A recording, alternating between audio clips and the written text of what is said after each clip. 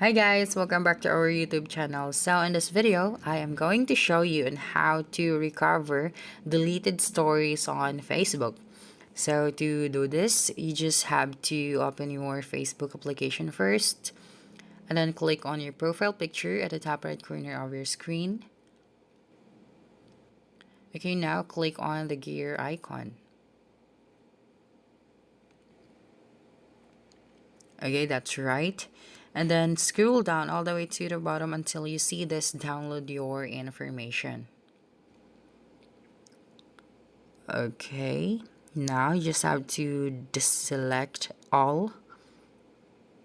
Okay, and then just look for the stories since we're just going to recover your stories on Facebook.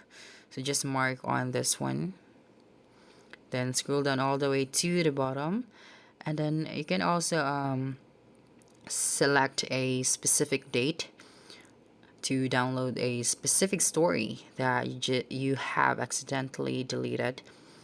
And you can also choose the format of your information and also the media quality.